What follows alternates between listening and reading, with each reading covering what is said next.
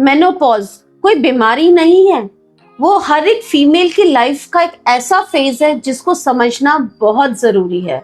और शायद वो फीमेल अपने आप में ही परेशान होती रहती है, उसको समझ नहीं आता उसके साथ हो क्या रहा है, और आसपास के लोग भी उसको समझ नहीं पाते हैं। तो आज की ये वीडियो उन सभी फीमेल्स और उनके फैमिली मेंबर्स के लिए है कि इस फेज में फीमेल क्या फील करती है, उसको क्या महसूस होता है, वो क्या सिम्टम्स से निकल रही है, क्या प्रॉब्लम्स वो फेस कर रही है, whether she is in menopause का उसको आ भी रहा है या वो पेरीमेनोपॉज में है। नमस्कार, मैं doctor Navneet Kaur Bhatia, bachelors in naturopathy and yogic science and आपकी अपनी होलिस्टिक हीलर। मेनोपॉज सुन के ही डर लग जाता है कि हम तो मेनोपॉज फेज में जा रहे हैं या पेरीमेनोपॉज में हैं।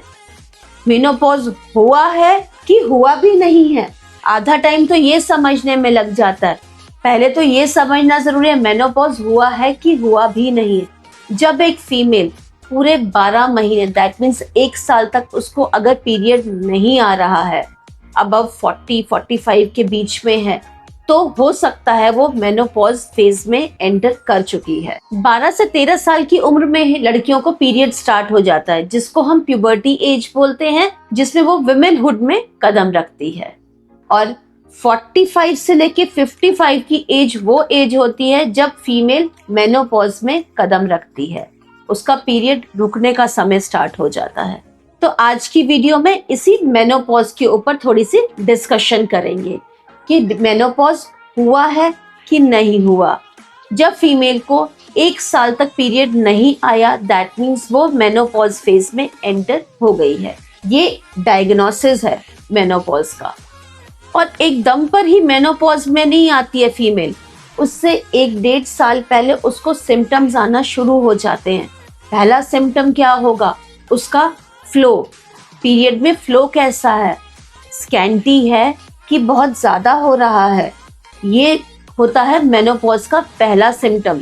सेकंड है ड्यूरेशन, कभी 1 and 2 months हो रहा है, कभी 2 months हो गया, तो किस चीज की तरफ इशारा कर रही है कि शायद मेनोपॉज की तरफ हम जा रहे हैं।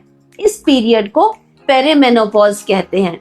हॉट फ्लैशेस, घबराहट होना, चक्कर आना, मूड स्विंग्स होना, खाली मेनोपॉज के नहीं है सिम्टम्स ये कि मेनोपॉज हो गया तो हॉट फ्लैशेस हम एक्सपीरियंस कर रहे हैं, फ्रिज के आगे खड़े हो रहे हैं, पंखा तेज कर रहे हैं, एसी के आगे बिल्कुल खड़े हो रहे हैं। काफी फीमेल्स शायद मेरी इस बात के साथ अग्री करेंगी कि मेनोपॉज में जब वो होती है ना, तो ये सब चीजें वो फेस करती है। मूड स्विंग्स फेस करेंगी, अभी अच्छे बैठे हैं, आधे घंटे बाद वो रो रही है। क्यों रो रही है, रीजन पता ही नहीं है। क्यों, हॉर्मोन्स फ्लक्चुएट हो रहे हैं, वो खुद ही नहीं समझ पा रही अपने इस फेस को। अब क्वेश्चन आता है कि घर बैठे हम कैसे जाने कि हम मेनोपॉज के सिम्टम्स हमें है कि नहीं है, क्योंकि आजकल मेनोपॉज का टाइम ही अलग हो गया।